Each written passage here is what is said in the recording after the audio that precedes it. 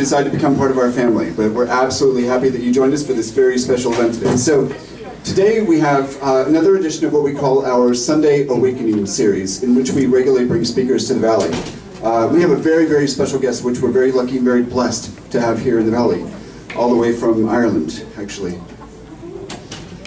Anybody ever been there? I haven't. No, I've spent all my life here in the Valley. So, listen,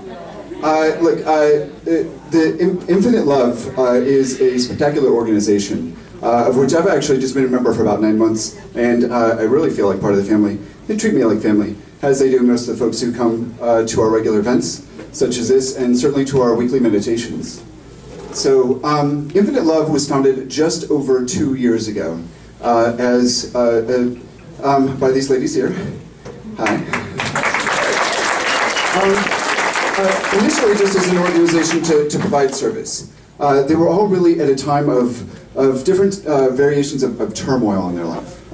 Anything dealing with a son who was in an accident who ended up paralyzed from the waist down, to a very special family member who actually passed from cancer, to going through a very tumultuous divorce, and just life is rough, right? So they decided, what better way to deal with this than really to give back, right? Sometimes we really find healing in helping heal others and giving back to those around us. So Infinite Love was really founded around 4 values. Community, of course, compassion, service, and spirituality. And we really do live by those values, which you'll absolutely find. So Infinite Love, amongst many activities, we every week, actually twice a week, on Tuesdays and Fridays, serve meals to over 150 homeless people in McAllen, at the McAllen Municipal Park, if you were not aware. We also have some members who go to the Texas Oncology Center in McAllen and serve warm meals and really compassion and just soul food to those who are going through treatment for cancer. It's pretty remarkable, and we've been doing this for quite a while. In addition to that, we hold weekly meditations here, right in the center, believe it or not, right in the back over here, every Wednesday evening, starting at 7 p.m. In addition to the soul food that we get from the regular meditations, we'll usually show a video in here that is thought-provoking and inspirational to give us kind of something to contemplate about and discuss and connect with those around us. And then we eat some great Indian food, amongst other things. So if your belly's not quite full when you get out of work on Wednesday afternoon and you want to make it over here for meditation, come join us. Fill your bellies with some great food and sit and just connect with some really great people. I'll tell you, the thing that I absolutely loved about Infinite Love is that it honestly is about just that. It isn't about, we don't care who you are, where you came from, what you do. Everybody here is just people. And we just connect and just enjoy and really find out who our true inner selves are and just share and help others heal. And that's all that we're about. That's it. We're not trying to tell anybody what to believe or what to be a part of or what you should do. We're just helping each other grow. And as a part of that, we started doing these Sunday Awakening talks, right? Not really knowing what it would grow into initially. But we regularly bring down speakers from various parts of the country and now outside of the country to come and share ideas focused around self-growth, all right? And we have a very, very special speaker here today that we'll talk about in just a moment. If you want to learn more about Infinite Love, certainly there's some flyers on the front desk over there.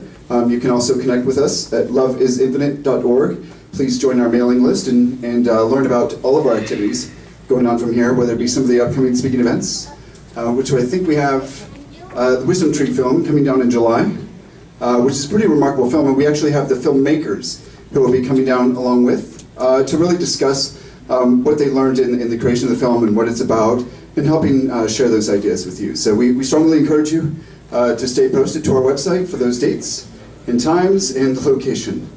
And just in general to stay connected with some of the Sunday Awakening events that we have going on. Oh yeah, connect with us on Facebook too. What? Pardon? You forgot about the introduction to meditation on Wednesdays at 6:30? Okay. All right, so, Ginto, she's not here, she wouldn't let me forget that. All right, so, yeah, so we've been doing the meditations close to 2 years now.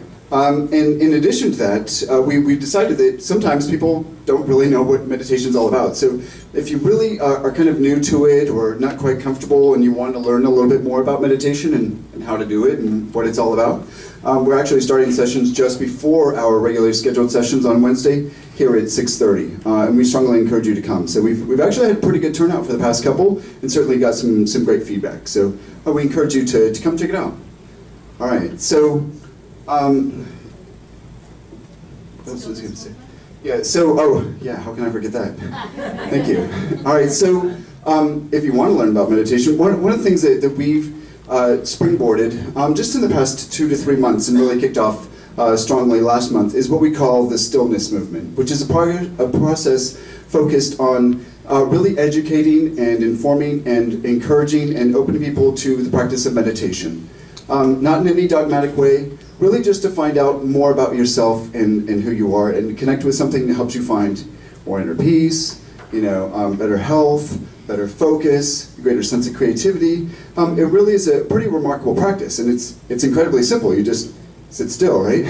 Now, there's a little bit more to it than that, but that's certainly where you start. And we're going to give you the environment and the information you need to really succeed with that. So you can also check out our website at loveisinfinite.org/stillness or thestillnessmovement.org, actually, if you'd like to find out more information about some of the activities that we have going on in the Valley. All of us have started to learn, and it's actually pretty intriguing how many people have really started to meditate all around the country. And actually, just after we named and started to kick off this project, we found out about a film being made out of Australia, actually, called The Stillness Project, that is very much about the same thing. So really, folks all over the world are discovering what it's all about. It doesn't have to be a part of any religion. You don't have to be religious to do it. It's just a practice of really getting to know who you really are. All right, so a little about today's event and timeline. I just want to let you know that it's going to stretch a little over an hour for the initial talk, and then we have a special treat shortly thereafter, and then we'll actually have a question and answer with Richard. And then we'll take a quick break, and then we'll actually have a meet and greet thereafter if you'd like to meet and speak with Richard. All right? Pardon? Oh, okay. All right, so I can't go without mentioning that some of our members have actually started to function every Saturday morning at 9 a.m. at the McAllen Nature Center, where, oh, I'm sorry, now at 8:30. Getting earlier. It does get warm this time of year. So where we actually practiced free Tai Chi in the park with a very special teacher, actually. Excuse me. And then we all sit and meditate out in nature. So we strongly encourage you to check it out. Excuse me. I, for one, am a strong fan of really meditating outside and just connecting with the world around me. Just the sound of nature and the wind blowing and the trees and the birds chirping really naturally sets, just a state of inner calm. So strongly encourage you to check that out as well. All right. So today's event will stretch just about an hour for the initial talk. Then we'll have a quick, brief treat after that. I won't tell you too much about, but I think you'll really like. And then we'll do a question and answer, and then we'll break. We will have snacks and stuff available for you here in the break room. For those of you who haven't found it yet, there's restrooms over here. Okay. And we actually have some information up there front, both about Richard and certainly about the activities of Infinite Love, if you'd like to find out more. All right. Thank you. Thank you. Turn off phones. Turn off phones. All right. So I'm about to get that out. So before I introduce Richard and bring him onto the stage, we're going to do a quick moment of silence just to shift our awareness. But hopefully by now you have finished all of your check-ins and tweets and posts. Strongly encourage you to please just turn off your phones. Just for right now, we ask you to just be here. Just be here now. All right? Set yourself aside. Just really focus and allow yourself to experience what Richard has to share. So if you can for me right now, just for a brief moment, just close your eyes and shift your awareness. And the trick is not to think about what you're not going to think about, but just to allow your mind to be still and empty and just present. Okay. Now you can be present.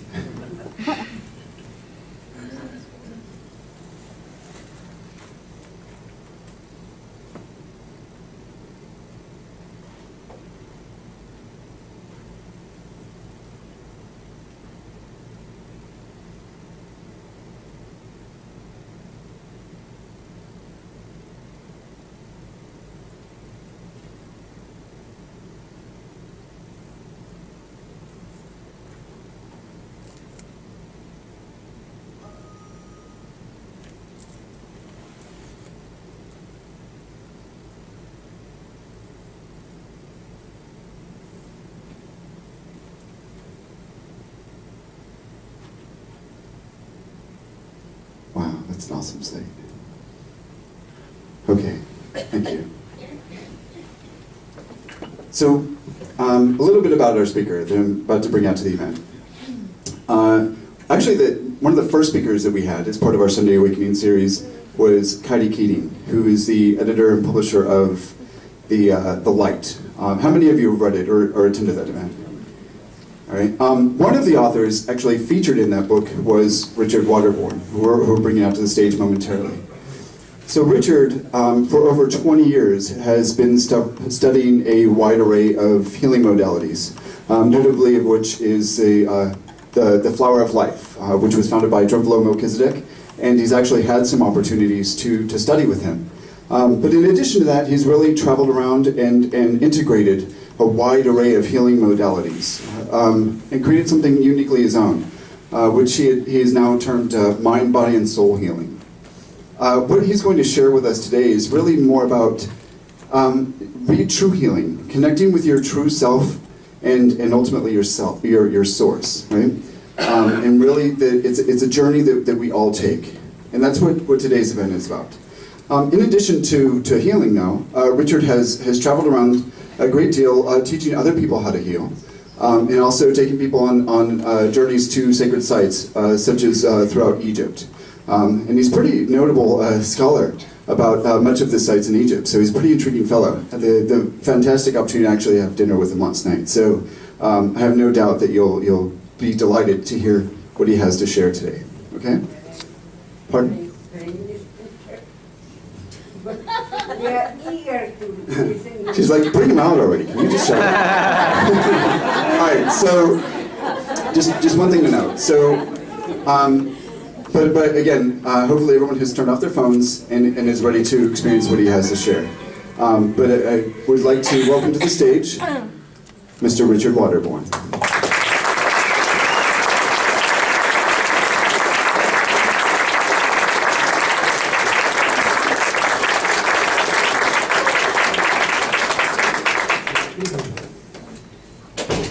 Well, thank you. Hardly recognize myself.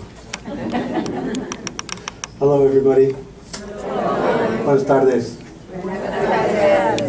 Such a pleasure to be here with you all. Thank you all for coming to meet me. It's wonderful. And such a pleasure to be here in this true place of infinite love. It is what it says it is. And the people that have brought it together and manifested it are an incredible example of infinite love. It's just been such a blessing and a joy being with you all.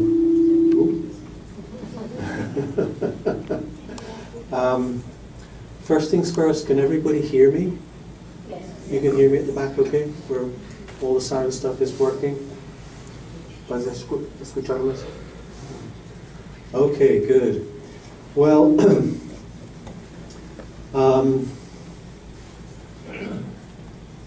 I think the title of this talk is Seeing the Light, the Healing Journey. So what is this light that we're talking about, that we are interested or desiring to see, that we seek for in our own inner spiritual quest? And that so many of the great traditions, the great spiritual traditions talk about. It's almost universal. In fact, it is universal. And that is the truth. Light is universal. There's a profound and simple statement that comes from one of the oldest spiritual traditions that we still have contact with on the earth, that of Brahmanism, the Upanishads. And it simply says, Nada Brahma. The universe is vibration. All is vibration. And the transmission of that vibration, the whole spectrum of vibration which goes to make up this universe, is contained within this thing that we call light. This thing that we opened our eyes to at the moment of our birth. And I love the expression for giving birth, the word for it, or the phrase for it in Spanish is dar luz, to give light to give the light to the newborn being, the newly incarnate soul. So it's fundamental. It's hard for us to imagine a world without light. And within that light is everything. Everything. All vibration. The whole electromagnetic spectrum. All the information that creates this, what we look out and see, when we look inside, and when we look out into the heavens and the stars. All is light, all has come from light. We see that light in two different ways. It's what we call reflected light, which is how you're seeing me now. The light, the light that's being beamed out from the lights around us is reflecting off my body, and you're seeing me and I'm seeing you the same way. But really the light that we're concerned with and that we're talking about is what we call radiant light. It's light that emanates from within a source, just as all the light that finds its way into our world here in planet Earth has really come from the sun, mostly, and from some of the further stars as well. And then at night that's reflected onto our planet by the moon. We don't just reflect light, we are also sources of radiant light. This is may come as news to you. How many of you know that you radiate light already? Great. Wow, the news is spreading. It's catching on. Great. Yeah, we do radiate light. Even science is beginning to wake up to that and measure it. Yeah. And in certain conditions, we radiate a lot more light. Anybody here see auras? Can you see the energy field? Yeah, great. Well, you may, I'm not sure, given the background, that there's a radiant light background behind me, it may make it more difficult, but if I was standing in front of just a plain white wall, probably as I start to get warmed up to my subject, you might start to see this aura of light just start to extend around me. It doesn't mean that I'm an illuminated being. It just means that I'm excited and animated, and that lights me up. And the same thing happens to you when you're involved and engaged in what you're passionate about, what you love. We're all the same. We're all built the same way. We're all sparks from that same source. No difference between us. Absolutely none. So what is this light that we're seeking? You know, when we say, see the light, or somebody says, I saw the light. Praise the Lord.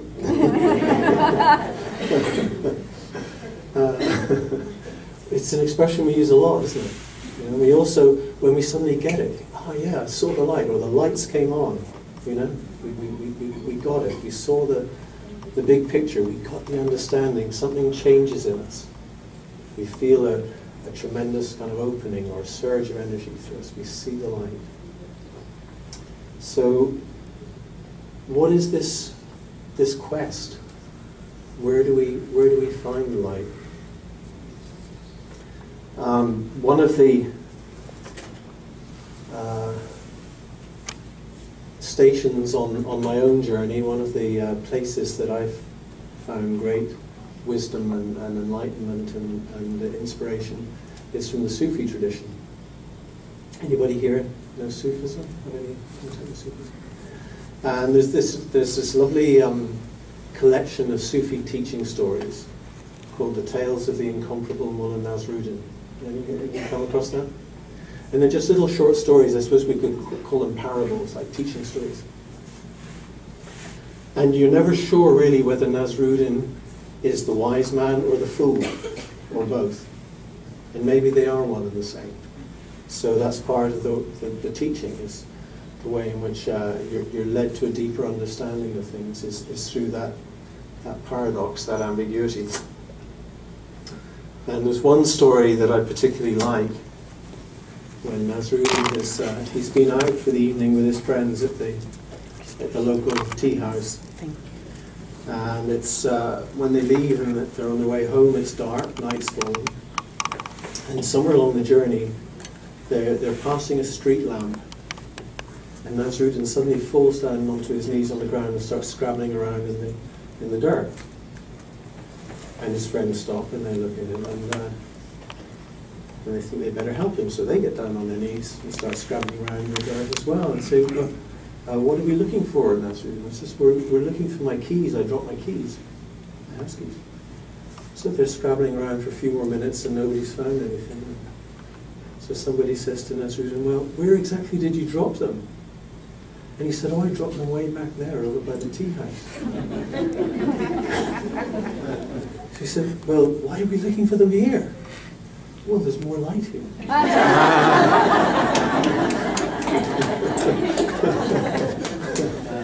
So, where do we look?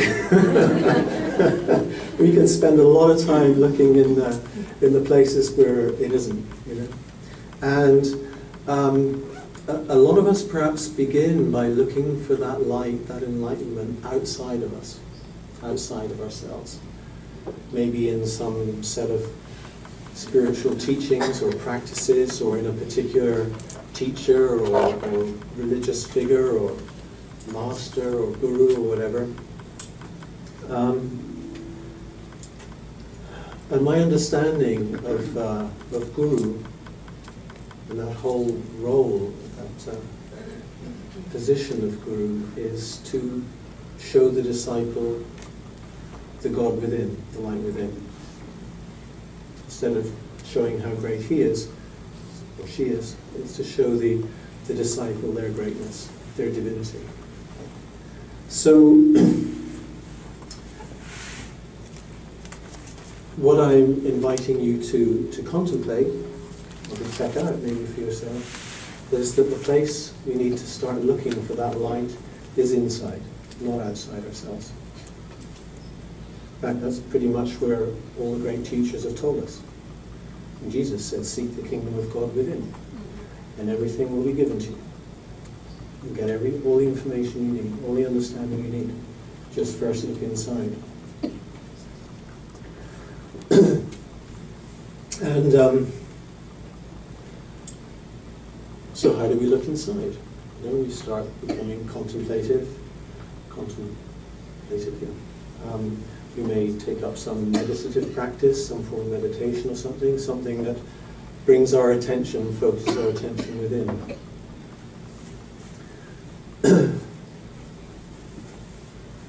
A question I've been asked a lot, a question I've asked myself, and I've been practicing as a healer probably closer to 30 years than 20 now, actually, Dennis. So I constantly need to update these things. Some of this publicity stuff was written a long time ago. And a question I'm often asked, and that I ask myself, is why? Why did these things happen to me? You know, I hear these heart-rending stories. People come to me and tell me about the things that have happened to them, awful things that have happened to them in childhood. Losses, deaths, injuries, violations. Just every kind of thing that you can imagine. And there's a bewilderment. Why did this happen to me? What did I do? And I asked that very same question, and I'll tell you a little bit about how I got my answer in a moment.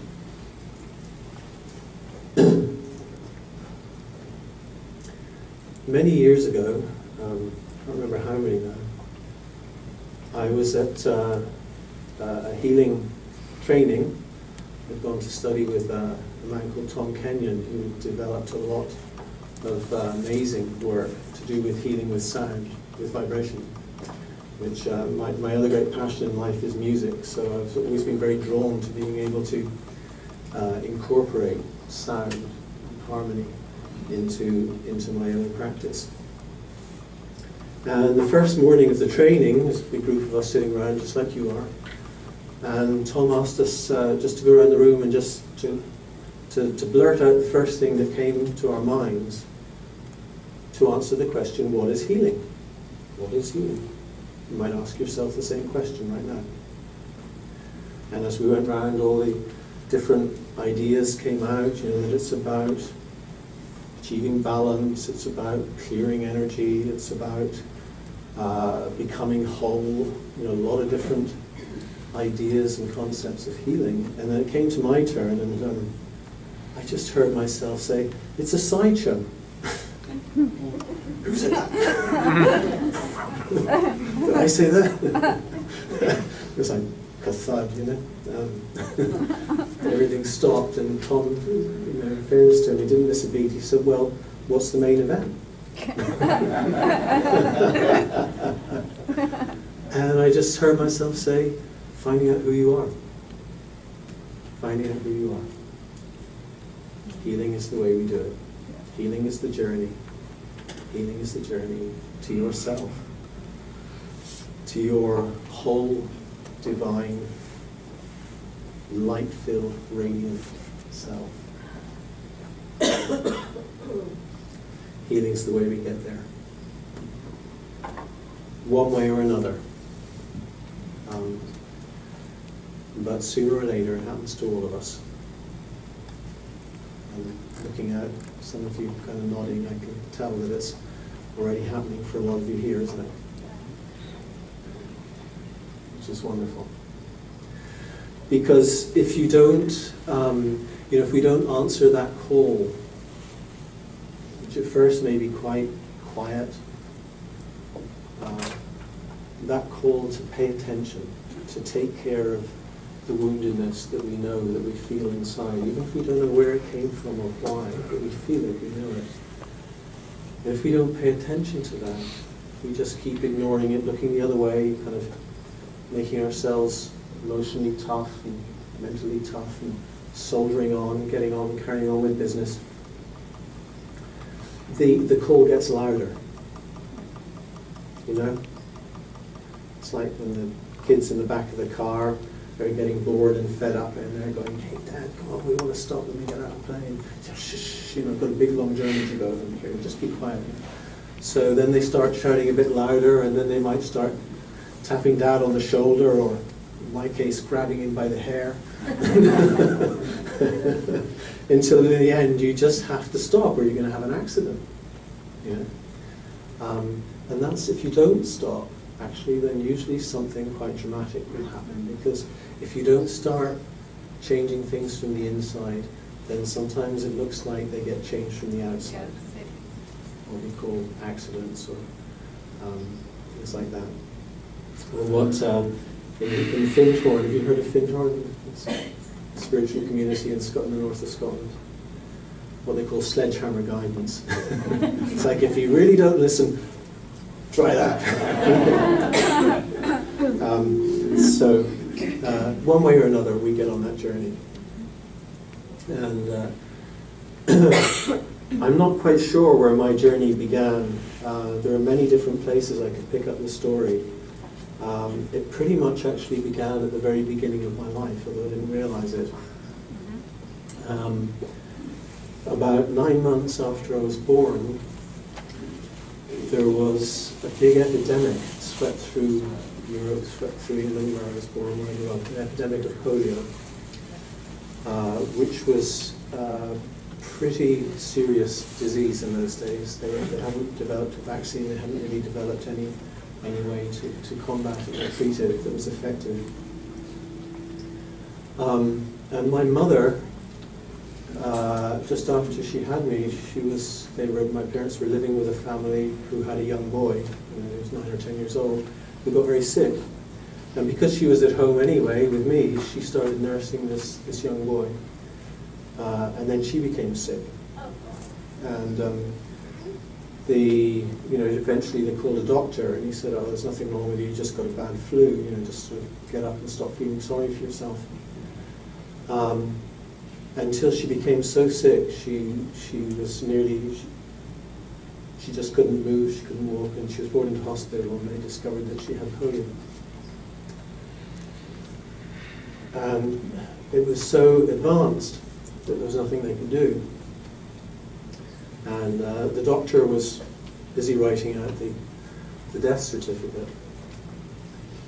And a nurse who just had a lot of, she might not have had all the medical training and knew all the procedures, but she just had this incredible common sense. And she could see that my mother was actually drowning because her lungs had got paralyzed and they were filling with the fluid. And she just stepped in, picked her up, tipped her upside down, and drained her lungs out and saved her life. But she was seriously damaged by the disease, and so she basically vanished out of my life. She spent a long, long time in intensive care and in hospital, and then an even longer time in convalescence and rehab. And by the time she came out of hospital, I didn't know who she was. When the psychologists have worked out that for a neonate like that, someone so young, when the mother leaves, after about 2 or 3 weeks, they have no concept that they're going to come back. So it's basically like a death. So the child just goes into this grieving process that becomes kind of permanent. So, of course, I didn't know any of this, and I just grew up like any other kid.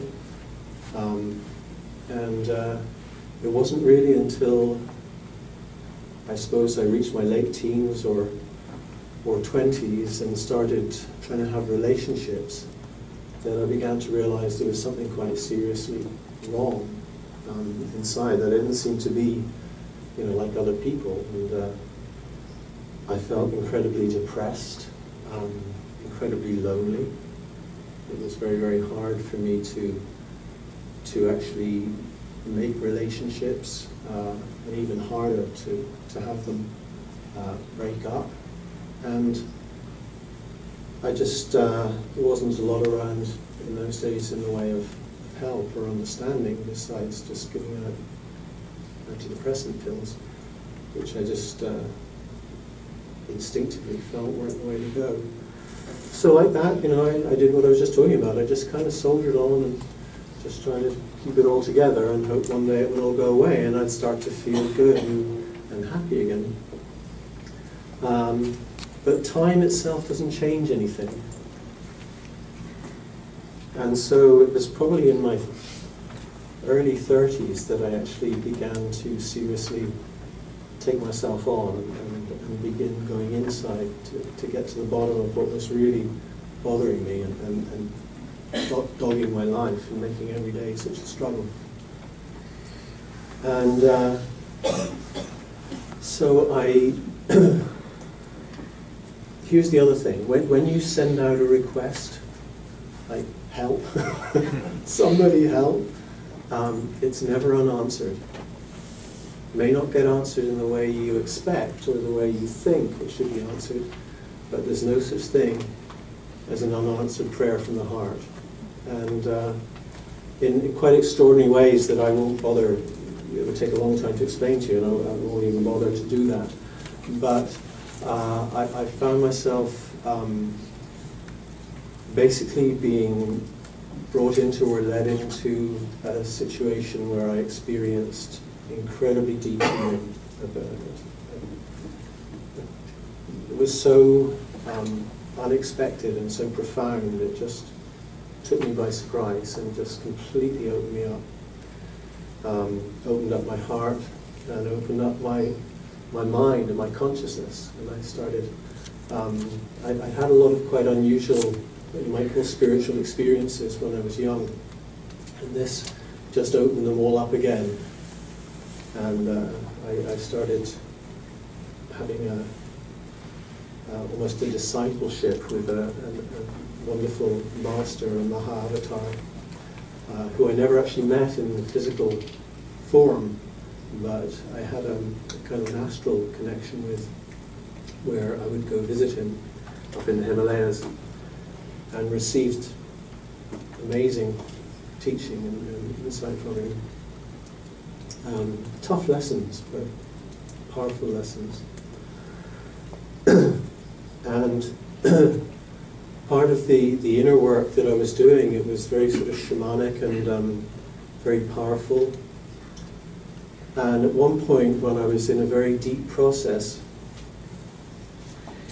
there was just this incredible pain coming up in just every part of my body, just everywhere.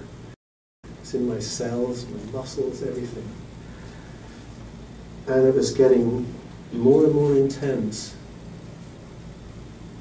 And it was just reaching this point where I just didn't think I could take another second of it. It was just too much. And I just took one more breath. And it was like I could almost hear something just snap like that. Something just burst open inside. And in that moment, where I'd been full of pain, I was just full of the most beautiful, blissful light. It's not only radiant, I could feel it. It's just warm, so sweet and beautiful. And it was pouring through me, and it was pouring out of me. I could see it just coming out of my fingers. And I knew, don't ask me how I knew, but we have this knowing, we have this place inside where we know. And I knew in that moment that I was in the presence of what I call the Divine Mother. Mata.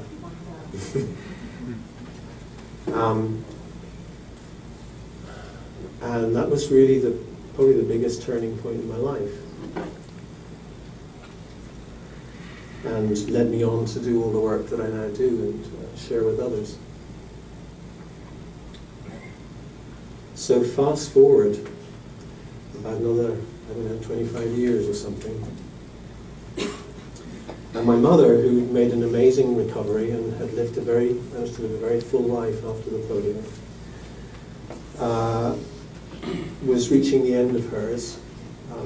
She'd been diagnosed with cancer, and it was pretty obvious she was too old really for them to do too much about it. And we spent a lot of time together in the days, the weeks and days leading up to they decided to operate on her anyway. And we spent hours and hours just talking and sharing, and there were things that she wanted to get off her chest, you know, things that were still bothering her that she just wanted to get cleared up. And one of them was that she'd always felt that when she got the polio and she just disappeared out of our lives, I had an older sister, that she lost us and never really got us back. And to a certain extent that was true. You know, we never really had that sort of mother-child relationship that would otherwise have continued.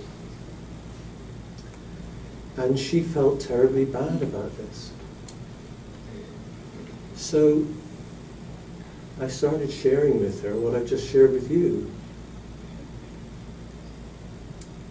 I wouldn't have had that experience, that absolute blessing, that life-changing experience of the Divine Mother, if I hadn't had to go looking deep, deep, deep inside to find an answer, a remedy to the pain of losing my birth mother, my physical mother here on the planet. So I was explaining this to her and telling her that it was just an incredible gift that she gave me. And instead of feeling bad about it or guilty about it, you know, she should rejoice. She couldn't have given me a more wonderful gift. And she had a very open mind. She was a very curious and exploring nature. And she would, you know, she was willing to look at just about anything. And she was kind of taking all this in, sort of nodding, you know, kind of semi-agreeing. So then I thought, okay, I'll go for the, I'll go for the bullseye here. I said, you know, I think maybe a long time ago, you and I agreed to do this together. She kind of nodded. So the real key, if you like, to healing is that we relinquish all the judgment that we have about ourselves, about what's happening to us.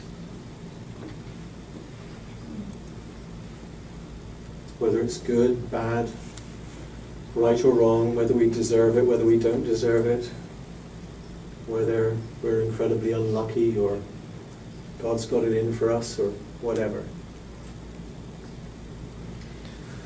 Because on some level, there is an absolute wisdom, there's an intelligence, co-creative intelligence, that is at work at the very deepest level of our lives. And it's everywhere, it's like a network, because it connects us into other people's lives, people that we're in relationship with, people that affect us, just like my mother and I.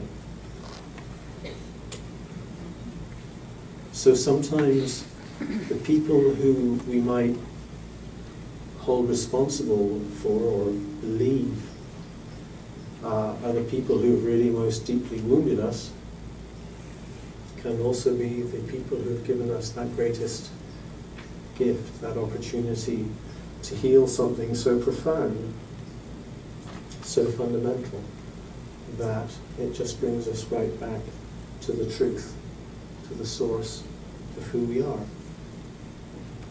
which is light. That's when we see the light.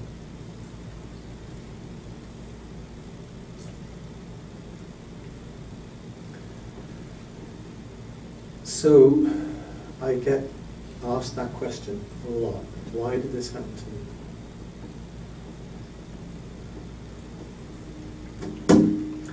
One of the hardest things for me as a healer is to keep quiet, to shut up.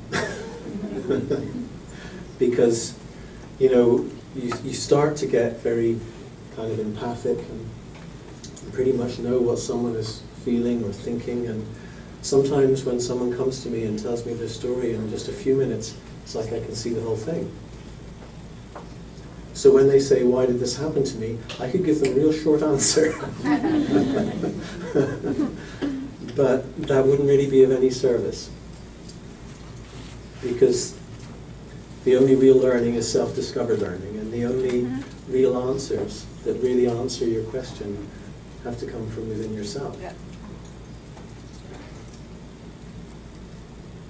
They're the answers where you see the light, where you get it, where the lights come on. You go, of course, yeah. Now I get it. All judgment, all blame, all guilt just evaporates in just awe of who we are and what we co-create with one another on this amazing journey. So when I'm asked why did this happen, I say, there is an answer. I promise you, there is an answer. You will find that answer. Can't tell you when. You will find it. Just keep looking, keep asking the question. Because when you get the answer, it will change your life forever.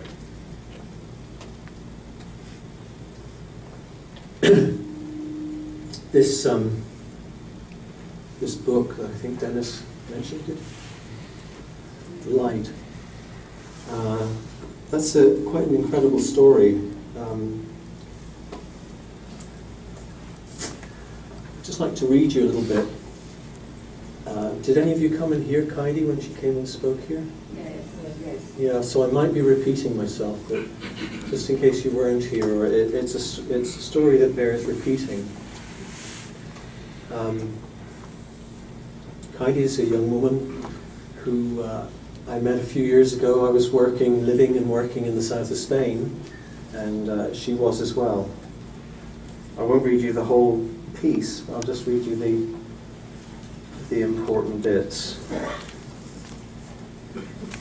In late 2009, I felt completely lost. My light was very dim. Anyone looking at my life from the outside probably assumed I had every reason to be happy. I lived in Spain where the weather was hot and sunny for most of the year. I owned my own apartment across the road from the beach. I had a loving boyfriend. I owned a magazine business. My first book had been published. All of this meant I should have been happy and overjoyed. Right? Wrong. My depressive feelings could not sink any lower. I'd reached the bottom of a pit. After spending weeks, perhaps even months, feeling trapped, a pivotal moment occurred. In a state of exhaustion, I asked the right question.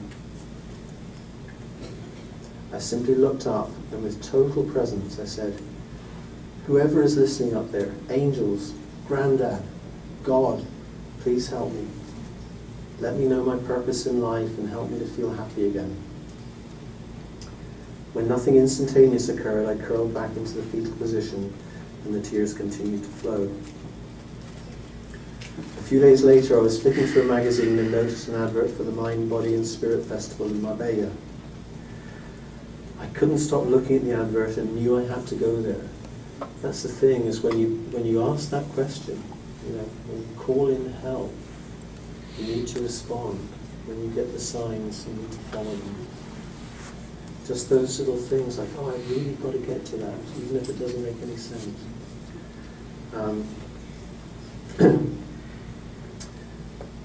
Back then, my confidence and self-esteem were so low, I didn't even have the courage to attend the exhibition alone.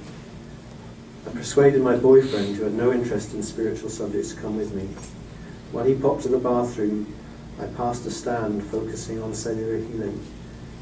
Feeling drawn to it, I picked up a leaflet. It described a process helping to clear people's emotional issues by healing at a cellular level. That's what I used to call what I do back in those days. And I felt the words resonate at a profound level of my being. So again, it's that inner connection. 20 people could have passed by and read that leaflet and felt nothing, but she felt something that got her attention. I'll skip the bit where she describes meeting me anyway. It's kind of corny. Anyway, we scheduled an appointment for a fortnight later. The night before the session, I didn't sleep at all, and in the morning I felt sick and anxious. I called the healer to counsel, but he reassured me that many people experience similar feelings before a session. So I took a deep breath and battled through my body's resistance. In the healing room, I sat on a chair. He sat opposite. It took just one question and perhaps 5 seconds before I burst out crying, unleashing what felt like years of trapped, pent-up emotion. Snivelling and wiping my eyes, the questions continued and I continued answering, feeling that my soul was being stripped practically naked as I shared my deepest secrets. After a while, I laid on the table, was led through a deep breathing exercise. My body trembled violently, releasing trauma that had been stored in my cells for years. The 2 hours felt incredibly powerful, and I knew I'd made the right decision to show up.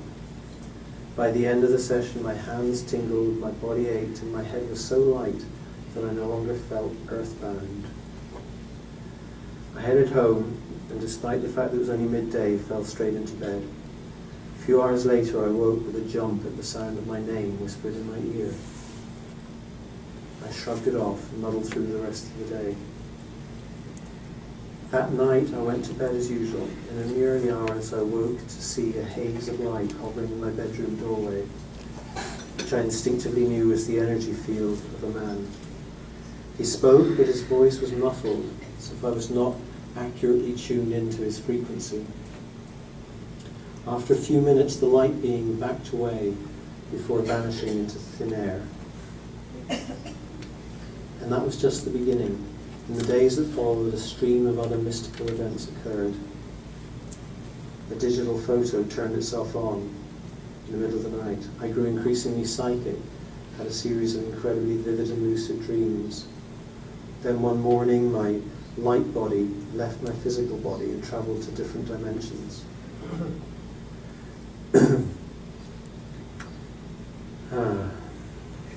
I'm paraphrasing here. The out-of-body experience is continued, involving all kinds of extraterrestrial entities or spiritual entities. The downloading of long, complicated codes into my being and a trail of past lives and feelings associated with them, sliding across my consciousness. These incidents sparked a yearning to discover more about who I really was and how we can live to our full potential during our time on Earth. And that was really the genesis of this book. That awakening, that seeing the light, literally impelled Kaidi into a whole different life. Her life just changed enormously in the next 2 years.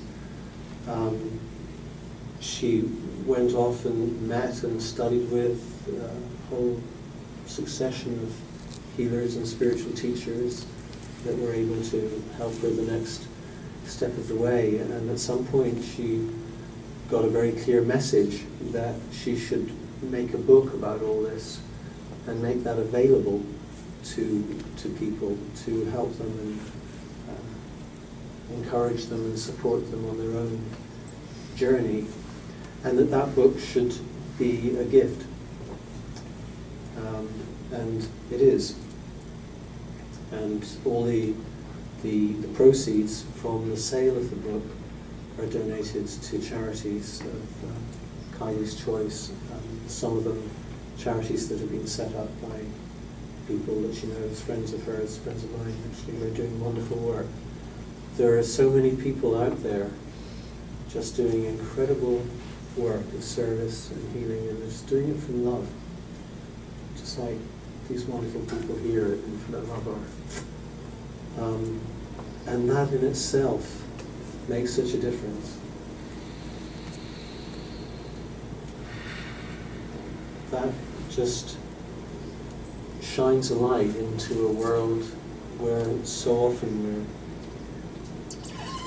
we're caught up in, we feel almost trapped prisoners in this increasingly high-pressured material world of needing to have money and have more money, to get all the things that we need, or that our families need, that our kids need.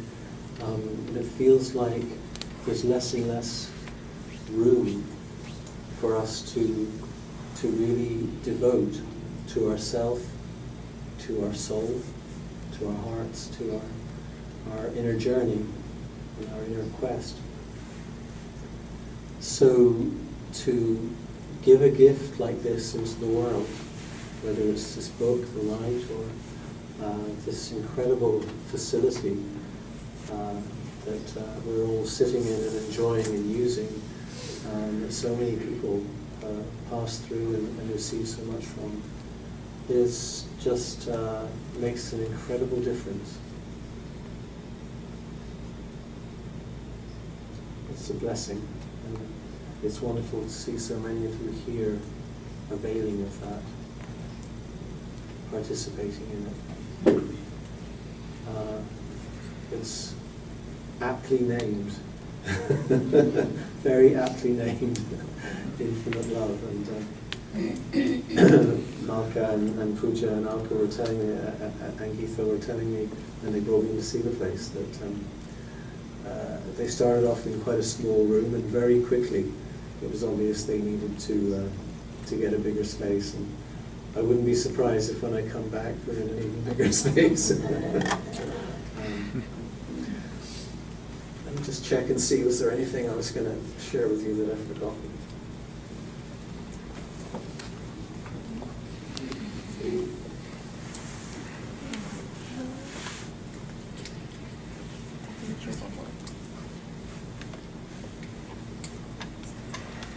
Another of the questions that I continually ask, and sometimes when I have a question I just kind of keep it going, circling around somewhere in the back of my mind, and just see what pops out from time to time as deeper and deeper answers to that question start to emerge.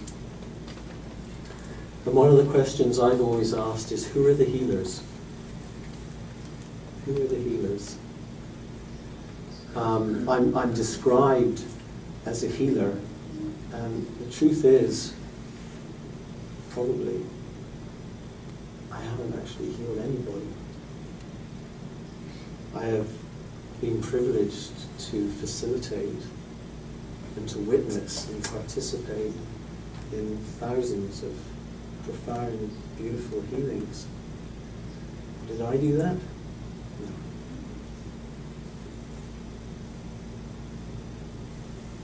Where does healing come from, and who are the healers?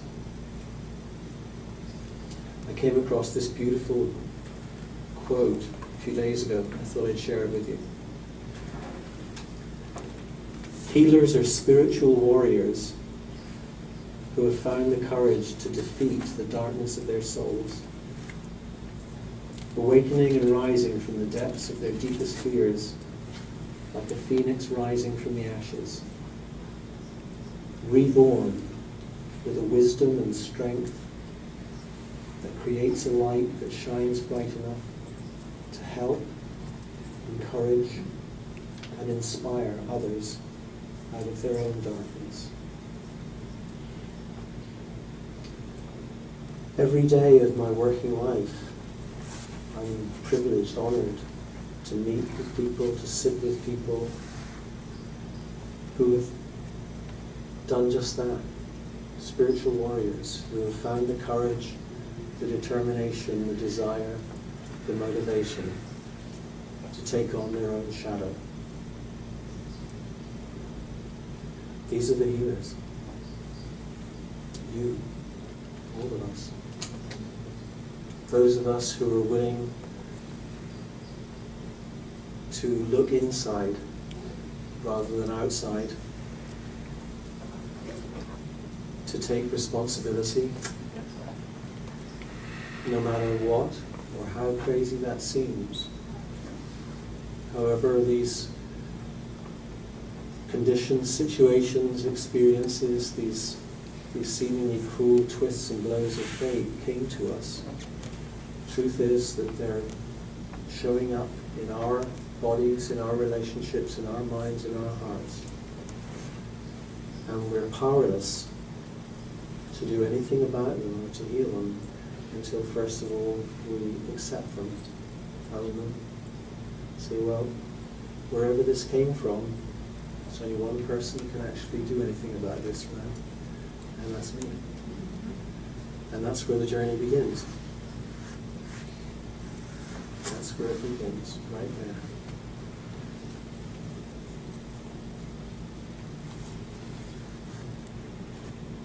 And it's a journey that leads you through all your own nightmare, if you like, through all the phantasms that we created for ourselves, all the blame and the guilt that we took on about ourselves, all the feelings of, well, I'm suffering so much, I must be a really bad person. I must have done something really bad, whether in this life or another life. Feelings that we deserve, pain or suffering.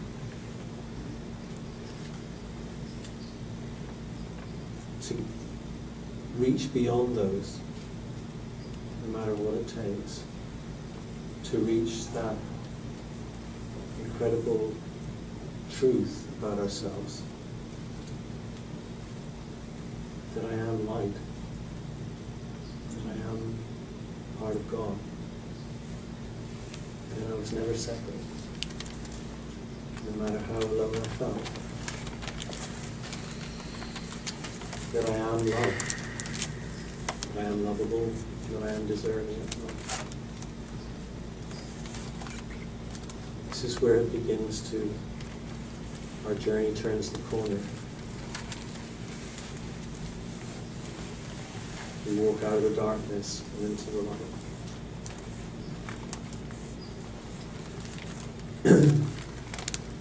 There's a saying, I don't know where it came from, but it's one that I often hear myself sharing with people.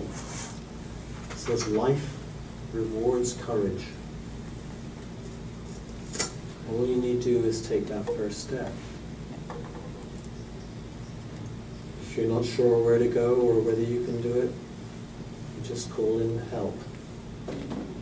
And just be alert so that you recognize it when it shows up. And you don't miss it. Because like I said at the beginning, it doesn't always show up in the form that you might expect. In fact, in my experience, it rarely does. But the truth is always far more amazing than our ideas about what it should be like. And there is no such thing as an unanswered prayer when it comes from the heart. Because the heart is it's the starting point of our journey, and it's also the destination. The chapter I wrote for the light about healing, at the top I put one of my favorite quotes, actually from a poem by T.S. Eliot. To arrive at the place from which we started and to know it. For the first time. To arrive at the place from which we started, to know it for the first time.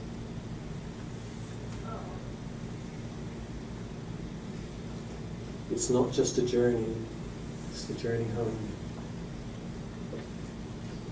To that place in our hearts that we think of, that we call home, that calls to us as home. And we don't have to go anywhere else to find it. We don't have to die. We don't have to go to some far-off land or ashram. It's right here, right where we left it.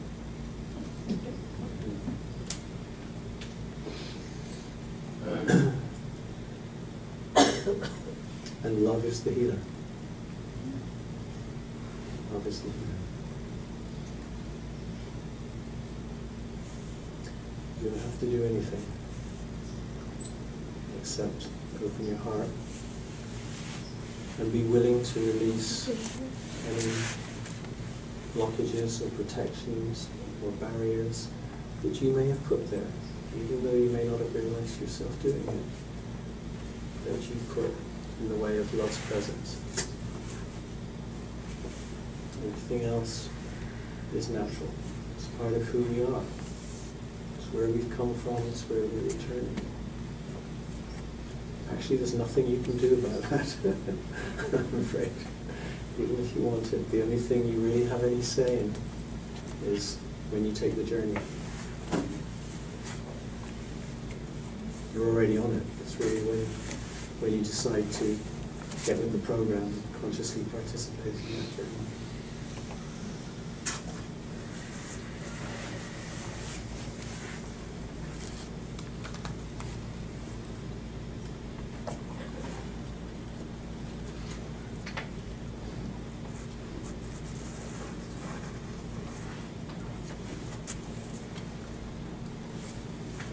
And part of that turning point, that realization, is the realization that actually there's nobody or no thing that is condemning us, that is sentencing us to any kind of punishment, or willing us or causing us to suffer. No thing besides ourselves. It's only we who condemn ourselves, although we may project that sense of condemnation, punishment out onto something else that we might call God.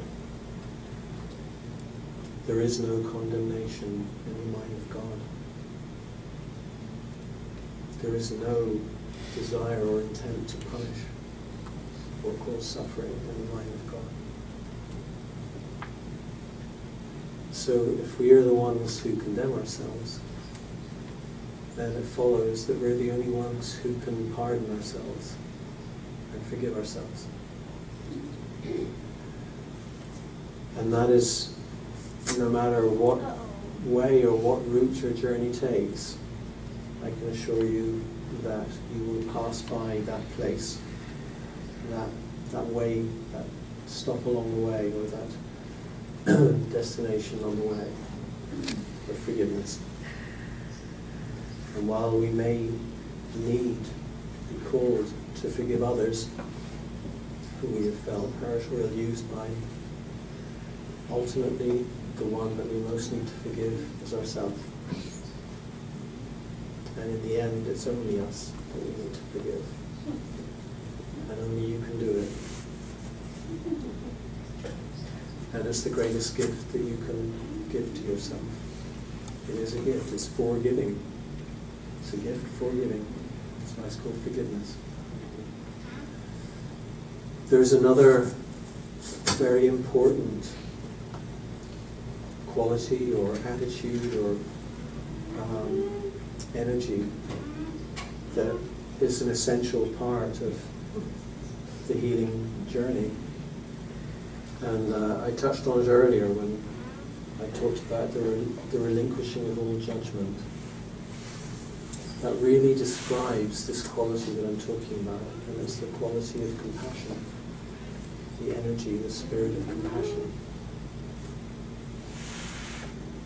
And we've probably grown up thinking that compassion is something a bit like forgiveness that we need to have for others. You know, when we're thinking about people less well off than ourselves, or people in some awful third world situation of poverty or famine or disease. And yes, of course, you know, that calls, that opens us up to compassion, the ability to feel the plight of others. But like all these things, like forgiveness, compassion begins in here, begins with you. Begins with the willingness to go inside, to be present to yourself, to all the hurt, the wounds, the feelings, the emotions, the negative, often vicious beliefs that we have about ourselves. If you could really see the contents of your own mind, you might get quite a shock. Listen in sometime.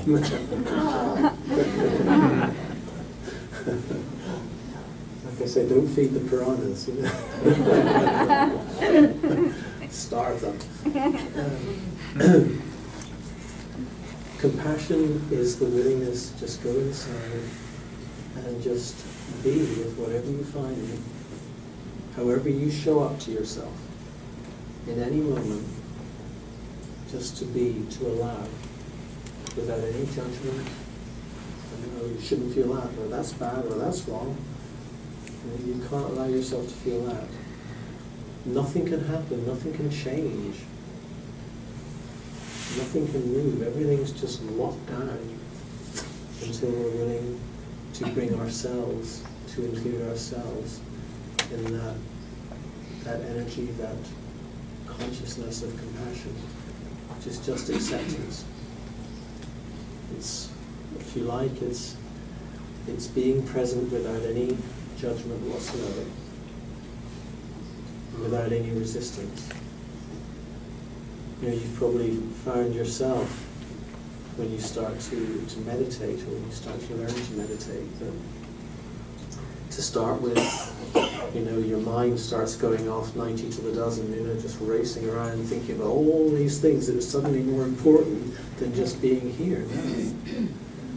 And then when we go inside, you know, we start to feel what's going on inside, and we hit something that feels a bit, ooh, you know, gives us a bit of anxiety or some fear or some emotion, you know.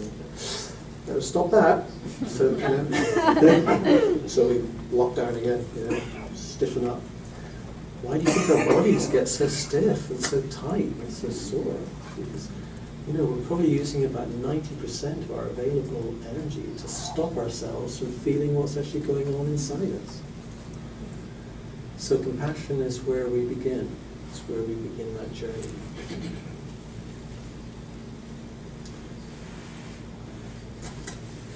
How are we doing for time here? 10 more minutes. Okay, well, rather than just carry on talking at you and to you, I'd like to actually invite you to come inside. You have 10 minutes to talk and then Yeah, yeah. Brilliant.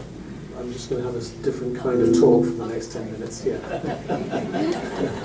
Hopefully after it there won't be any need for questions.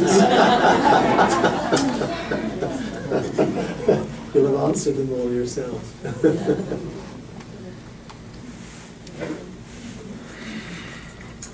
So just get yourselves comfortable, folks. If you've got books or notebooks or bags or anything, just put them on the ground. Get your feet on the ground. You need to get grounded. So, get your bodies comfortable. Give your shoulders a bit of a work out there, and your neck. Every time I move my neck, I hear this.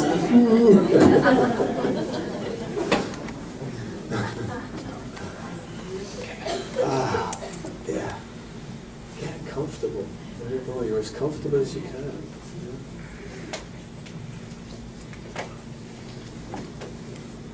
Just find that place where you can just settle, where your head feels supported between your shoulders, and where you can just settle without it being a big effort. And just close your eyes. Just have your hands uncrossed. Just have your hands on your knees. Arms up or down, doesn't matter, but just uncross everything so everything can just move and flow. Close your eyes.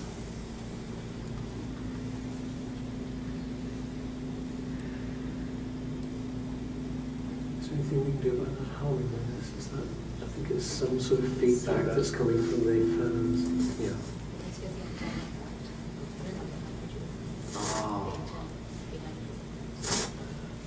Behind me? Or? Oh, okay. That's good. Okay, that's good. It's my tail, folks.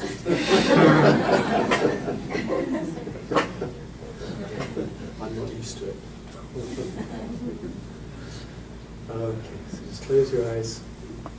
Take a really deep breath. Just savor it. Put it right in, right up into the top of your chest. What we call heart space. Just let it go. Oh. This next breath I want you to take through your mouth. Just let your jaw relax. Open your mouth. No one's watching. It's all right. And just take a deep breath. Feel your chest open and expand and expand. Just giving your heart room. Fill yourself with life energy. Just let it go. Feel it drop right down through your body. One more time. Fill up. And this time, as you breathe out, just do it with a sound. Make a noise. Feel the vibration. Nada Brahma. Feel the vibration in your body. Let's do it again. Breathe in deeply. Really let it rumble. Yeah, that felt good. One more time. This time, just vibrate out any discomfort, tension, tiredness, just let it rip. Breathe in.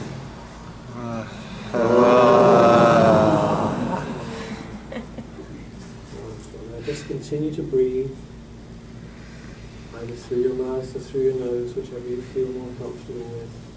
But just keep it a little bit expanded, just breathing a little bit higher up into your chest so you feel your sternum just lift and open at the top of the breath. And then dropping it right the way down through your body, as if you're breathing out through your pelvis, so you feel yourself empty out on your out breath. Just take a few breaths like that, just being aware of the movement of the breath, of the energy through your body. It's very subtle, but you feel it. This is your fundamental connection to life, the breath. You've been doing it since the moment you were born. You continue doing it till the moment you die.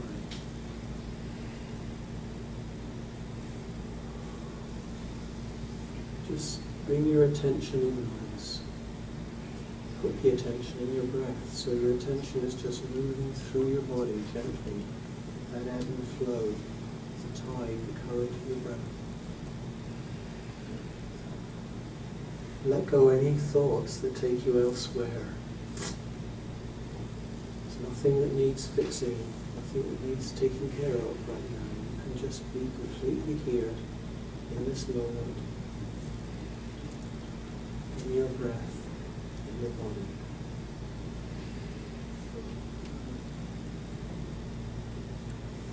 And as you breathe, you may start to feel different feelings, sensations, subtle energies inside you. Allow them. You don't need to name them, explain them, understand them, or fix them. Just allow everything that you find within yourself just to be exactly the way it is. Just remove all thought about it whatsoever. When you take away all the thoughts, all the judgments, it's just pure energy.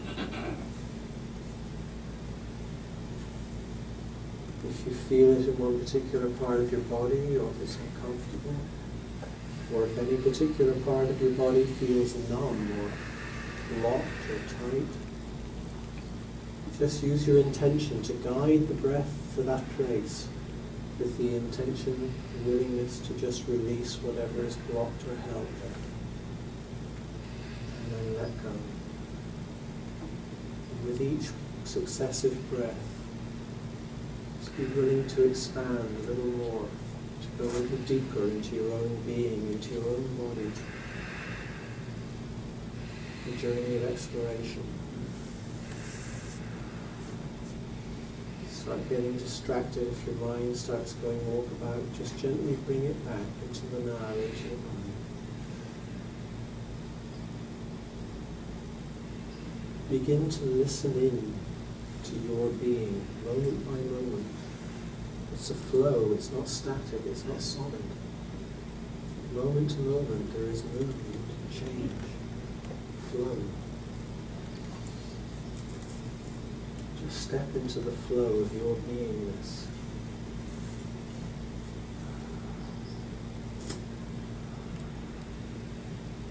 Witness yourself being.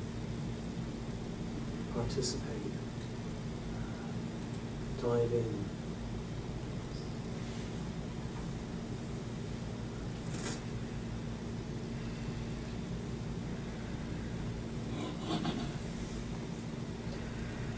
Listen.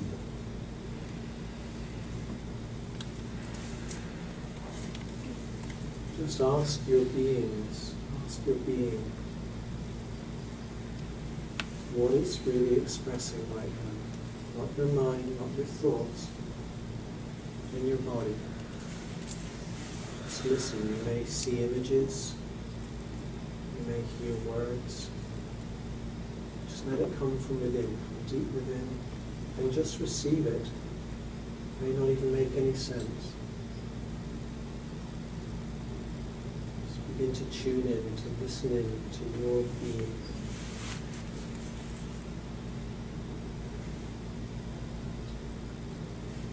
Take a really deep breath. Just drop it right down into your navel.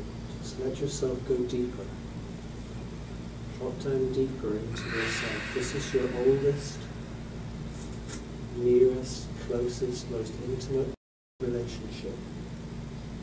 A relationship with yourself. Listen to it.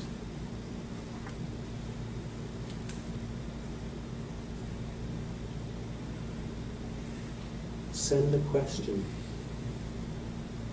Resonate a question into your being.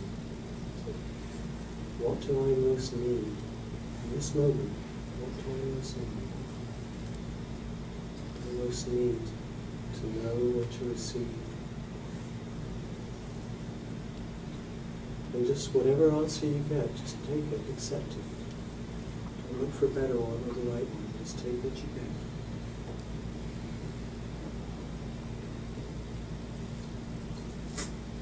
And then from within yourself begin to respond to that need. Inwardly give yourself what you need to receive.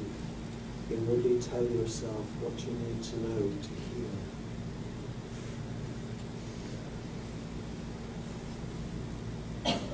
And receive it. Take it in with the breath. Take it into the depths of your being, into your body. Feel your body respond to it.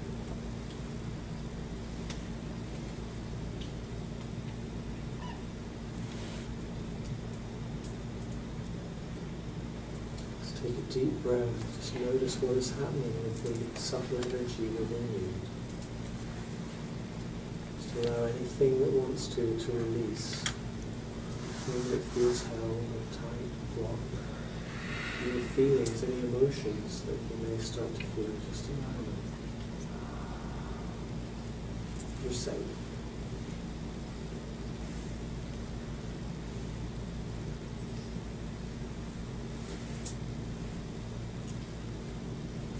Now I invite you to have a little conversation with yourself. I want you to actually, I'm going to give you some words that I invite you to repeat and speak to yourself. Quietly, but I would like you to actually speak them. Not just think them, but actually speak them with your lips, your breath, your tongue. Just address them deep within yourself. Call yourself by name and say, I love you, and I always will, no matter what you do. And I accept you completely, just the way you are.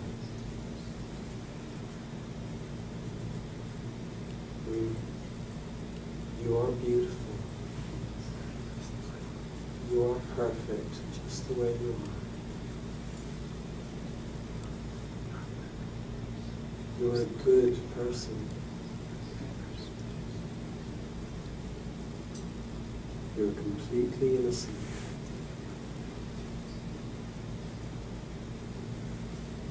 And you deserve an abundance of love, joy, fulfillment.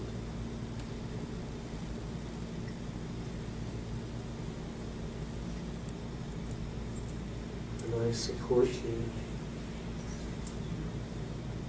in bringing forth all the magic, brilliance, and wonder that is within you.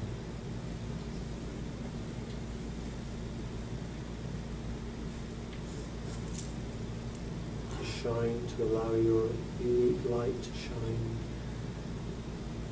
brightly into the world, illuminating your inner world and your outer.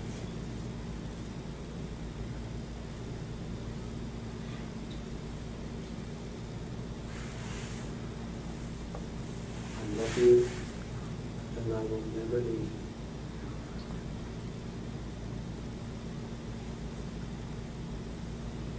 Just take a really deep breath, just feel your heart open and just let in the resonance, the energy, the vibration of those words that you just spoke to yourself.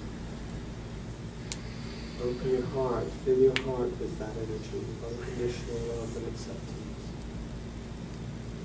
Fill your body, it flow from your heart to every part of your body, especially any part that really needs it right now.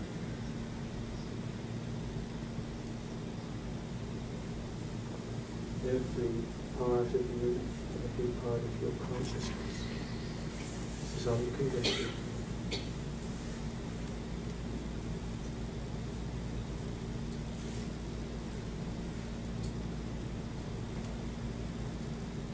And then just bring your hands in over your chest and just lay them gently over your heart and just offer it back to you.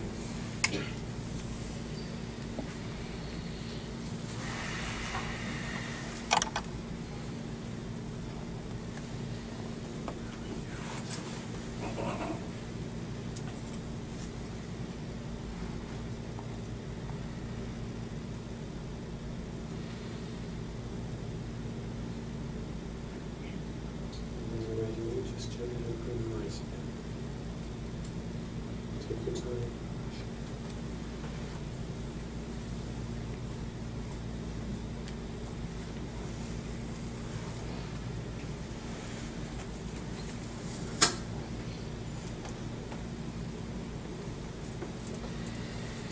Thank you, and bless you all. Namaste.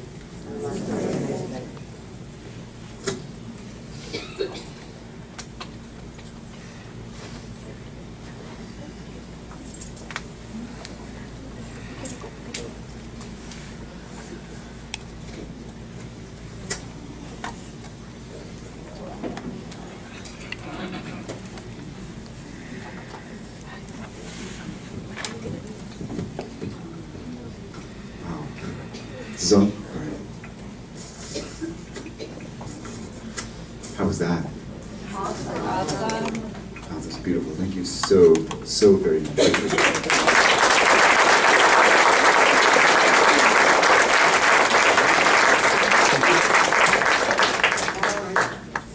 All right, so everyone's kind of shifting back into it now. We're going to take a moment for question and answer. If anyone would like. I saw a couple hands start to go up a little bit earlier. Yes, Elda? I really enjoyed your talk, and I've gotten goosebumps all the way through because I can relate to a lot of the things you're saying because I'm in the healing process for 8 years with a stroke that I got, and before that with recovery from a 20-year drug and alcohol addiction. So I've been on that road of healing for a very, very long time. I think I started since I was a baby. I've been on that journey.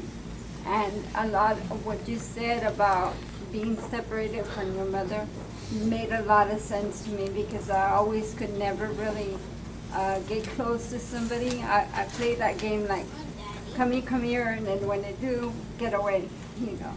And I always had like attachment issues. And now it makes a lot of sense to me because my mother was in the hospital for a whole month, and I came home when I was born, and she was gone. I didn't bond with her at all.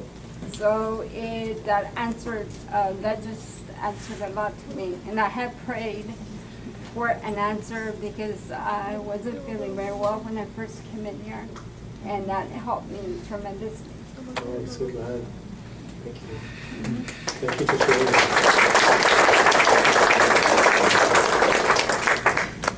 Another question?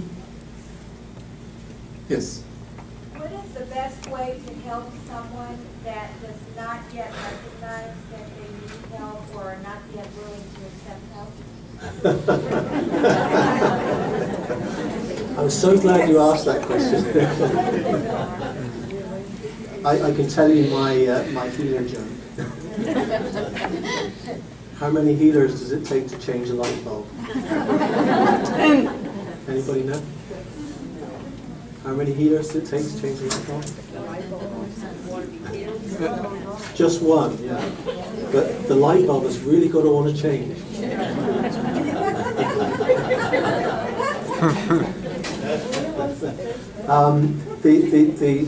The serious answer is it's really you need to look at your own need and desire to help that person, because the truth is you can't. One of the hardest things for me in my life has been to accept that there were people, no matter how much I could see they needed help, that until they really recognized that themselves, I couldn't. And some of those were people very close to me. And that's the hardest thing. It's the hardest thing. Help is not something you can impose. You just got to deal with what that brings up in yourself and just wait until they're ready to open up and ask for it. Wise words. So Yes, this gentleman back here in the center. Yes, I want to see, the differentiation between light pollution. A friend of mine said that's light pollution, and the light in terms of that quest for light. Which of the differences? Could you explain those differences? Light pollution, like you go to Times Square, it's like lights everywhere. Yeah. And is that a negative effect in terms of that light, as like these lights here? How do you find it? How do you like Times Square? I mean, when you walk down there, it's like, it's overwhelming. It's overwhelming. Well, as it so happens, I was actually in Times Square 3 weeks ago for the first time in my life, and I actually spent 2 days in Manhattan, and I just don't know how people survive there. How do they do it? Yeah, 2 days, and I'm like, I think you've answered your own question, and part of the difficulty that we have in these times now is there is so much pollution on every level, including light. There is so much distraction. There are all these messages, signals, lights flickering, flashing, screens on, televisions on, radios on. It's everywhere, and we carry them around in our pocket, and it's there. And it's not that there's anything intrinsically wrong with any of that or any of the technology. It's wonderful. The internet's an incredible tool, for instance. It's just the saturation and the overexposure, because what it does is it keeps us distracted. The way if there's a television on the room, it'll catch your eye. It's like we are attracted and distracted by all the flickering lights, all the razzle dazzle, and what it does is it actually takes us out of ourselves. It takes us out of that presence. So, yeah, I mean, sure, go and enjoy Times Square, go and enjoy the light show or your favorite television show or whatever. But it's increasingly important in this day and age to take time out, to find a space that is free and clear of light, of all forms of light interference. And it's not just light. I know a lot of people, myself included, who are sensitive just to all the electromagnetic radiation that we're exposed to all the time. I mean, we're sitting here, there's probably about 100 television stations going through this room. God knows how many radio stations and microwaves, about 10 different mobile phone frequencies, and it's all going through us. We're energy. So, my personal choice in my life has always really been to live somewhere as kind of quiet and as removed from all that as possible. And so then I can go into that environment, do what I need to do, and then come out of it. So, this is why people often, when they really need to go into a deep healing process, need to remove themselves, go somewhere, into some kind of retreat situation, and disconnect from all that stuff, because it holds us. These are little like strings that kind of hold us, and we're kind of dancing around like puppets to these strings without even realizing it. So yeah, to really come inside and bring that attention inside in the way that we need to really heal, we do need to disconnect and to remove ourselves from all that interference. We had one question, I think, over here just a moment ago. If you want to step forward, you can to the mic if you like. Okay. Just yell it out. Is the teaching of the Merkaba still taking place? Do you do this? It's something I've done. I came across the teachings of the Merkaba as put together, as channeled by Drumbalo 20 years ago, and it was another of those kind of watershed experiences in my life. And part of the deal, I mean, I ended up actually not far from here in Austin. This time of year, funny enough, at the very last Merkaba teaching course that Drumbalo did himself in person, and I should never have really been on it. It was one of those you know, extraordinary stories about how I came to be there. But part of the deal, clearly, you know, whatever agency had arranged this, was that I was to take it back to Europe and begin teaching it. So I incorporated it into my other teaching work, made room for it, and taught it quite intensively for some years. And nowadays I'm not so focused on it. I really just teach it when I'm asked, you know, when there's a need shows up. But, Is that usually in groups like it? Yeah, you need to teach it in a group. I heard Nobro speak in the early 90s, and it was the first time I spontaneously saw it or it had all yellow around him. And so I appreciated what you had to say when you began about what that really is. Yeah, he's a great speaker, great teacher, dear soul. As are you, you're very gentle. I appreciate it. Thank you. Thanks. All right, this gentleman here. Yeah, I really enjoyed your talk. And my question is for you, Peter. I used to have a friend of mine. He was a very powerful healer. And he helped and healed a lot of people. But when it came to himself, he had diabetes, and he became very sick, very ill, and then eventually he died. He died young, about, I don't know, probably 55, 57. And then I do practice healing techniques myself, and I was wondering what was missing in him, because he was able to help a lot of people, and when it came to himself, it seems like he couldn't help himself. And that question is in my mind. I know it's a little bit difficult sometimes to heal ourselves, which shouldn't be that way. It sometimes seems like it's easier to help someone else than ourselves, but why is that? Is there something that is missing? What is your opinion about it? What is your perspective? Well, first, you asked me what was wrong, what was missing in your friend, your healer friend, and my answer to that is nothing. Everything was perfect about his life. That was his path. You know, we need to get out of this conversation about right and wrong. It's a killer, literally. What I would say, well, let me just ask a question, okay?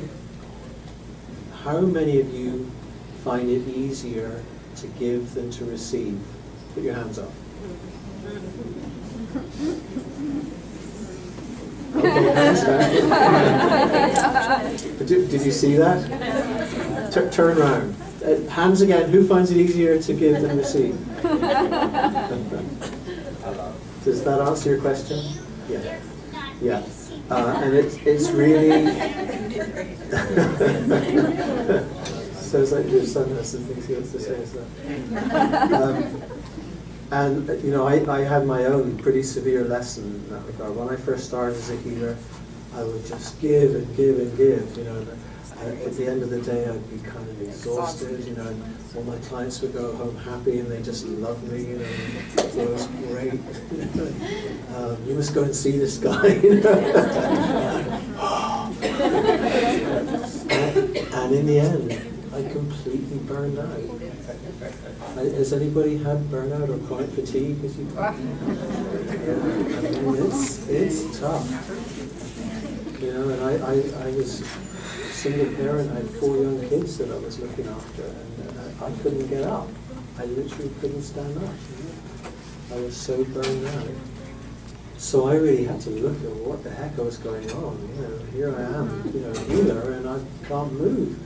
You know. And that, again, it made me look, I sort of went to the very limits and the depths of everything that I knew at that time and applied it to myself and worked with myself and sought help from, you know, colleagues and others that I knew.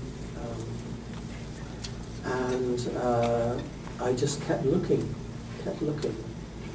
And the journey took me to study to train with somebody, funnily enough, who I met through Drumlo.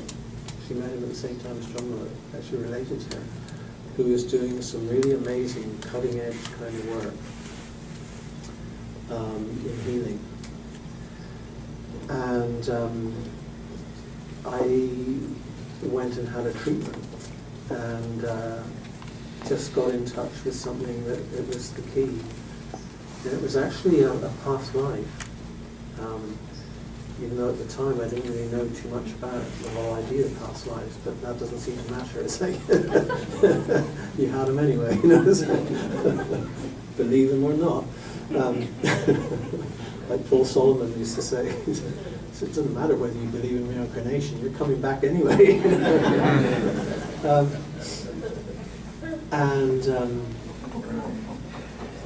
It was what it was, the sort of summation of that lifetime. I won't go into all the details, but the summation, the imprint, the soul imprint that I took out of that lifetime was that in order to really serve, I have to literally give my life's blood. You know, I have to give everything until I die. And that was the belief that I was operating from.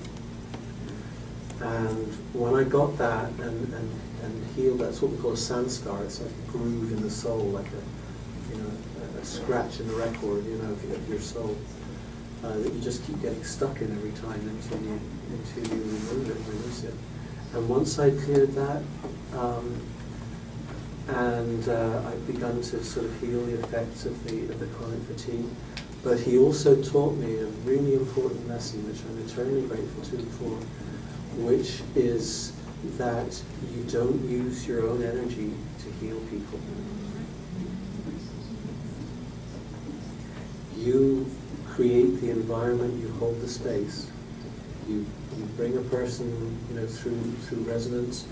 You follow a person, you track with a person wherever they need to go in themselves, whatever time, space, dimension they need to go into. This is where compassion is important, because you've got to let go of thinking that you know what the answer is, you know, even if you're sure you know. Because once you have a theory, you know, once you have a methodology, a conceptual framework, you know, method that it's got to be this or it's got to be that. It's a bit like the Nasruddin story I told you at the beginning.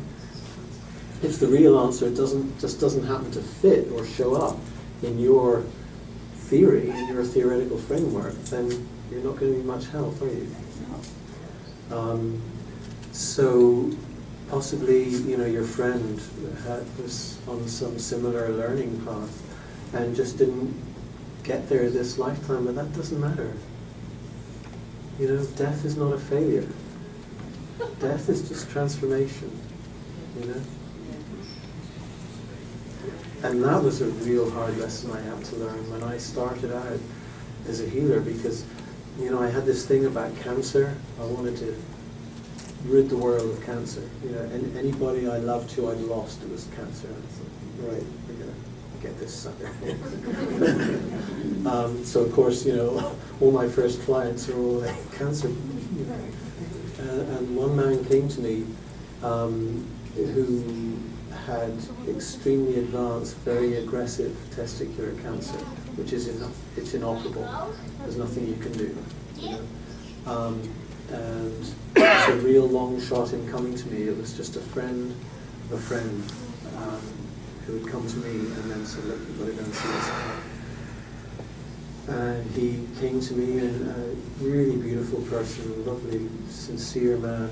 You know, wasn't that old. I was thinking maybe late 40s, early 50s, had a family.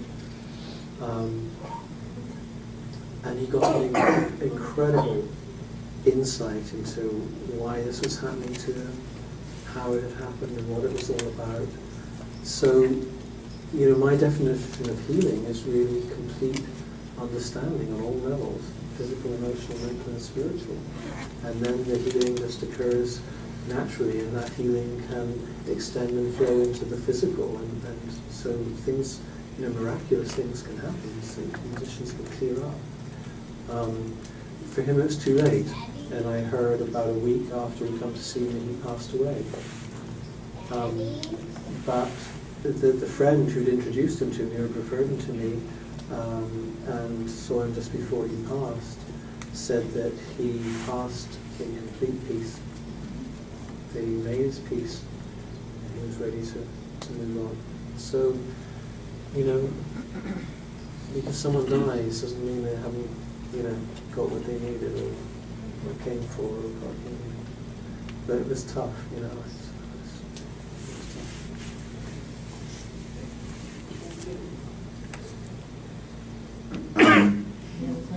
One last question.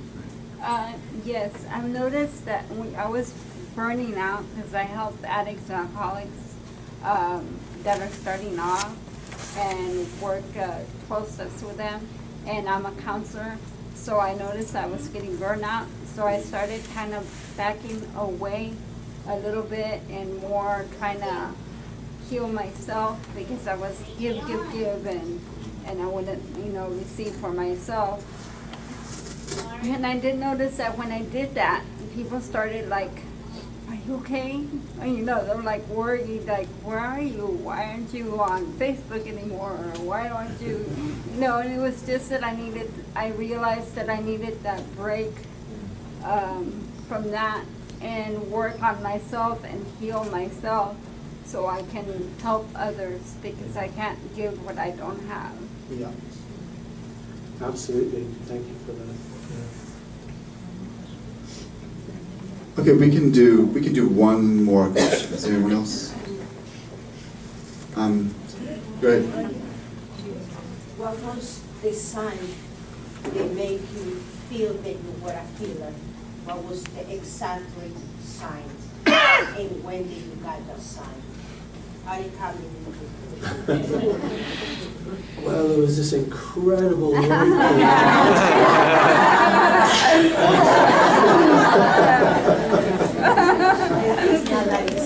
No? You don't believe? No.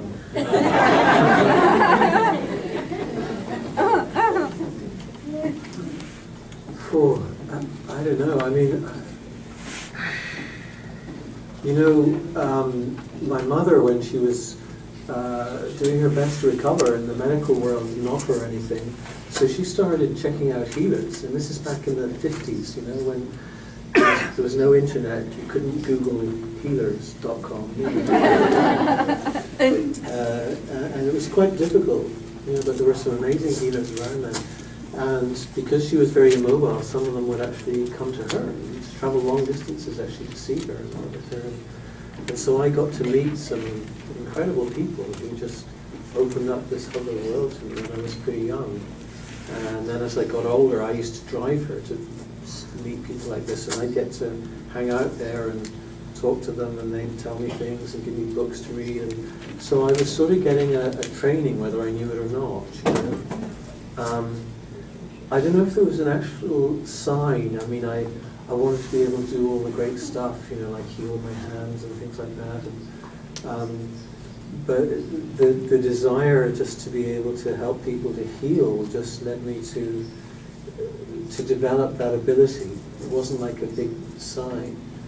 Until one day, it was, funny enough, you know, going back to that question, it was actually in the middle of this this incredibly intense training that I did with Drumroller 20 years ago, almost to the day, in Austin, Texas, funny enough.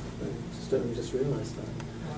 And, you know, there's all this incredible information coming in, and my mind is just going like this, you know, and just, I can almost hear it creaking, you know, like when you blow up a balloon and it won't go any further, you know, and it's kind of squeaking.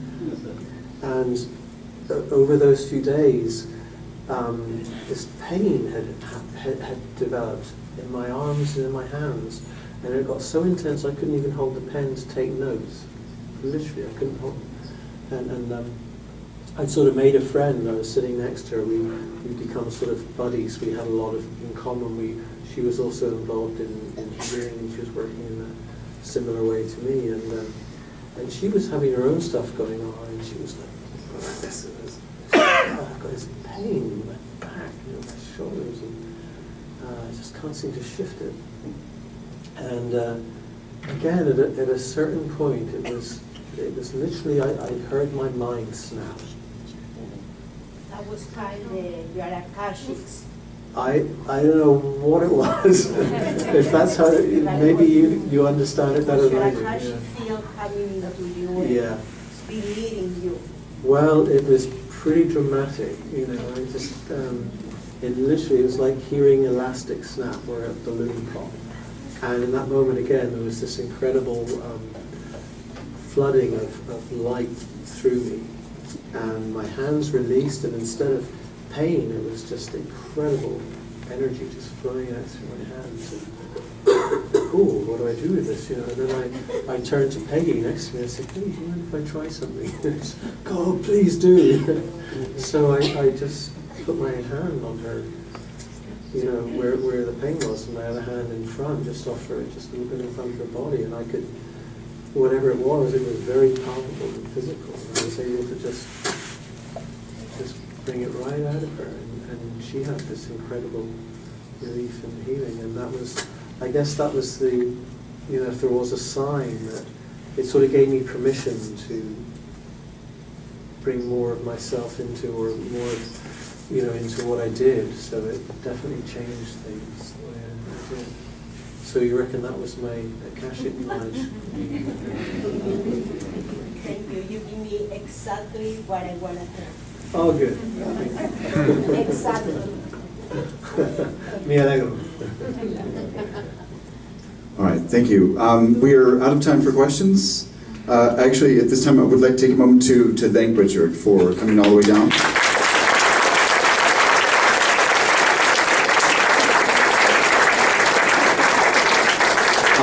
It's absolutely been a pleasure to have Richard here and hear the talk. And we want to let you know that hopefully we'll be bringing him back in the very near future, and you'll actually get to experience one of his healing sessions.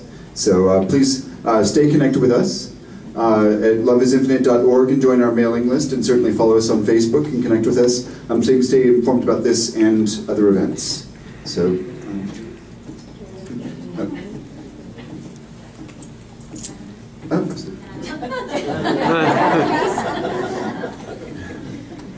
I just want to personally thank Richard for coming all the way here. We've really appreciated, we've enjoyed having you here, and I can look all over there and I can see such relief and calm. How do you all feel? Awesome? Wasn't he awesome? Well, why don't we all give him a standing ovation for a wonderful job.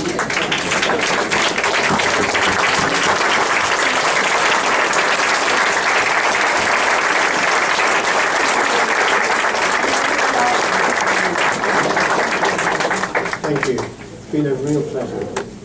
Thank you all for coming along. And thank you to these wonderful people here for inviting me and bringing me here.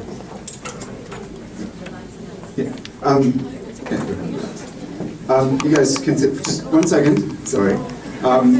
We are going to have a meet and greet actually with Richard here in a few moments. We're gonna let him take a little bit of a breather and relax just for a second, and then we'll have him back here in this corner on the purple wall where the doors open here in roughly 10 minutes. A couple quick things to know before we break though. Richard did come here without any charge to you, but we are accepting love donations on his behalf. In the front area, you'll see the box in there. We want to, I did mention, please stay connected with us both on Facebook and via email. If you'd like to, you're absolutely welcome to join us for meditation this Wednesday at 7 p.m. And if you'd like to come for the pre-training at 6:30, you're absolutely welcome here to join us as well. And I mentioned we do have food and lots of fellowship. In addition to that, we are always looking for people to help us in volunteer activities such as serving meals to the homeless, and certainly at the hospital and some of the other functions that we do as well, and absolutely looking for people to help us in the stillness movement. In each of those ways, if you'd like to connect again on our website and stay posted for ways that you can help us there as well. Absolutely want to thank all the volunteers who helped us put this event together. I know it looks all smooth on the surface, but it took a lot of hard work actually to make this happen. Absolutely could not do this without all of the volunteers who helped us, so please, thank you to them as well. And we want to thank each one of you for coming out tonight. Absolutely appreciate it. Thank you for sticking through this event. And we hope to see you again soon, either at meditation and certainly at our future events. Have a great, great evening. Please enjoy some snacks and refreshments over here. We ask that you line up along the purple wall. But thank you, and have a great evening.